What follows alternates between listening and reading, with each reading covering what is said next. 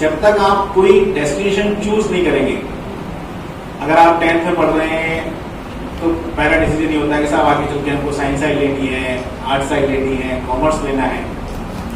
जब 12th कर लेते हैं तो डिसीजन लेना होता है कि साहब बीए करना है, पीएचडी करना है, किस स्ट्रीम से करना है, क्या हमारा फेवरेट सब्जेक्ट है, या हमें कोई टेक्निकल कोर्स ज्वाइन करना है।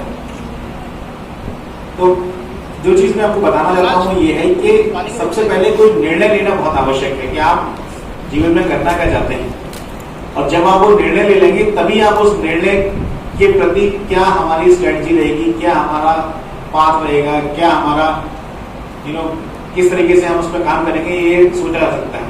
इसलिए सबसे पहली चीज जो हमारे बच्चे 12th में हैं या 12th में आए हैं या जो 11th में हैं, उनको अपने मन में अपना एक लक्ष्य जरूर चुनना पड़ेगा कि हम जीवन में करना क्या चाहते हैं। यूपीएससी की तैयारी करना चाहते हैं, डॉक्टर बनना चाहते हैं, इंजीनियर बनना चाहते हैं, फौज में जाना चाहते हैं, एक्टर बनना चाहते हैं, फैशन डिजाइनर बनना चाहते हैं, जो भी आप करना चाहते हैं। और ये कोई बहुत इस प्रकार का कोई बाध्यता नहीं है कि नहीं साहब हर किसी को जो है वो यूपीएससी ही निकालना है, या हर किसी को जो है वो डॉक्टर ही बनना है, हर किसी को इंजीनियर बनना है। वर्तमान समय में देश में विदेश में इतनी अपॉर्चुनिटीज हैं, इतने सारे नए नए फील्ड्स हैं, इतनी सारी चीजें हैं कि आप किसी भी जगह जा सकते हैं, अपना नाम कमा सकते हैं, अपना जीवन यापन कर सकते हैं। परंतु सबसे महत्वपूर्ण चीज जो इन सबको करने के लिए है कि जो भी करें मन लगाकर करें, शिद्दत से करें और पूरी लगन के साथ करें। आधा अधूरा प्रयास करेंगे तो ना तो आपको संतुष्टि होगी और ना ही आपके किसी भी चाहने वाले को संतुष्टि होगी।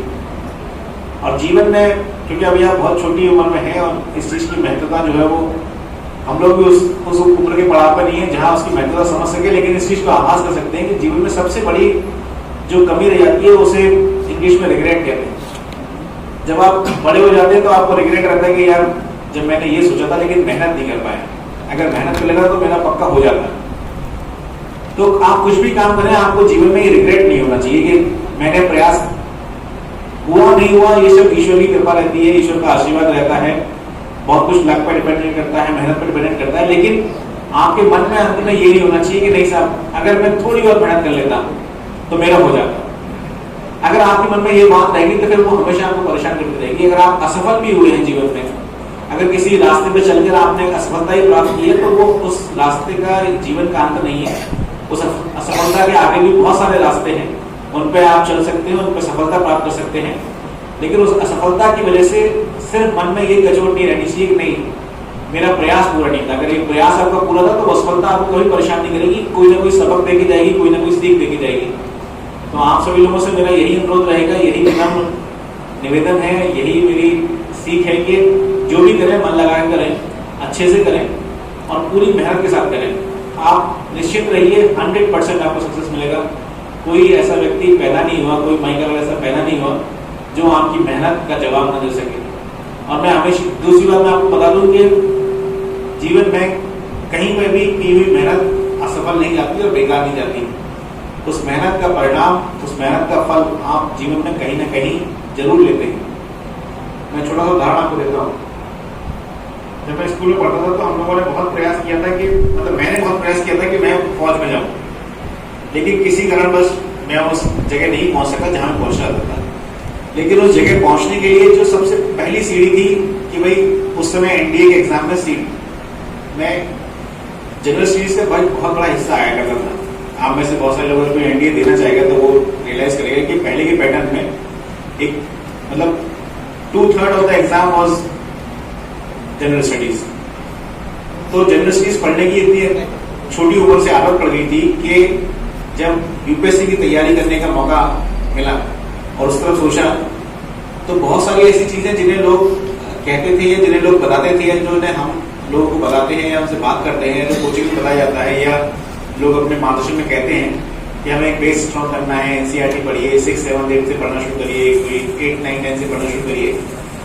तो वो सारी चीजें ऑलरेडी इतनी परिपक्वता के साथ मन में थी कि शायद एक बेस बनाया मिला। जैसे मैं पहले कह रहा था कि मैं फौज में नहीं जा पाया, एनडीए नहीं कर पाया, लेकिन उस समय जो तैयारी करी उसका लाभ मुझे अपनी दूसरी तैयारी में मिला। इसी तरह जीवन में आप जो भी प्रयास करेंगे, अगर आपने अच्छे से 12th में पढ़ाई करी है, बोर्ड एग्जाम के लिए पढ़ा है, वो आपके किसी कंपटीशन में फायदा करेगा। आपको कोई बहुत अच्छा सब्जेक्ट मिलता है, अच्छा लगता है, हो सकता है हमें केमिस्ट्री अच्छी लगती है, हो सकता है हमें फिजिक्स अच्छा लगता हो सकता है हमें मैथ अच्छा ना लगता हो। हमारी 12th पास होगी, हमने किसी तैयारी का सोचा, हमने यूपीएससी का सोचा, तो हमारे पास ऑप्शन है कि जो केमिस्ट्री हमें अच्छी लगती है उसको हम और अच्छे से इम्प्रूव करें और उस सब्जेक्ट को अपने ऑप्शन के रूप में लेके आए। तो वहां जो आपने 12th में मेहनत करी उसका फायदा आपको यहाँ मिलेगा। इसलिए कभी ये मत सोचिएगा कि नहीं, कभी मन में ये विचार लाइएगा कि नहीं साहब हमने अभी मेहनत करी, इस साल मेहनत करी और उसका हमें कोई परिणाम नहीं मिल पाया। जीवन में आपने जो मेहनत करी है उसका कहीं ना कहीं आपको उसका लाभ जरूर मिलेगा। और ईश्वर उसी प्रकार से एक बहुत ही मिस्टीरियस वे में काम करता है कि जो आपने मेहनत करी है उसका लाभ वो आपकी झोली में अपने आप ही डाल देता है जहां भी आप पहुंचेंगे। तो मेरा यही आप लोगों से है कि मेहनत करते रहिए, मन लगाकर पढ़िए और जीवन में उन्नति का सबसे आसान मार्ग अगर कोई है तो वो शिक्षा है। शिक्षा से आसान मार्ग जीवन में और कोई नहीं। जिसको भी ये लगता हो कि नहीं पढ़ाई करने में बहुत मेहनत लगती है, आप खेत में गन्ना करके देख लीजिए। जिसको भी ये लगता हो कि नहीं पढ़ाई बहुत मेहनती है, आप 2-3 दिन लेबरी के लिए काम करके देख लीजिए। आपको लगता है कि नहीं सर बिजनेस करना बहुत आसान है, आप बिजनेस करके देख लीजिए। सबसे इजी काम अगर कुछ है तो वो पढ़ना है।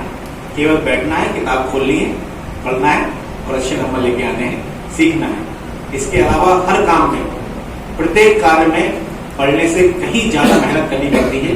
ये मैं आपको अपने अभी तक के एक्सपीरियंस से आसानी से बता सकता हूँ और मुझे लगता है कि जितने भी लोग आपसे वरिष्ठ यहाँ बैठे होंगे जिन्होंने अपने जीवन में एक अच्छी आयु को प्राप्त कर लिया है, वो इस बात से सहमत होंगे कि पढ़ने के अलावा हर काम में, कोई भी काम हो उसमें बहुत मेहनत करनी पड़ती है। इसलिए आप इस उम्र का फायदा लें। इस आपके माता पिता ने, आपके विद्यालय ने जो परिवेश आपको दिया है उसका उपयोग करें और बहुत मन लगा के पढ़ें, जीवन में अच्छा कुछ प्राप्त करें, लक्ष्य अपना साधें। मुझे पूरी उम्मीद है अगर आप ये सारी चीजें करेंगे ईश्वर आपको जरूर सफलता देगा। और आपकी सफलता में अगर हम लोग किसी प्रकार से अपना जरा सा भी अंश मात्र भी अगर सहयोग कर सकते हैं तो ये हम सभी के लिए बहुत अपने आप में गौरवान्वित होने की बात होगी कि हमने आपके जीवन में किसी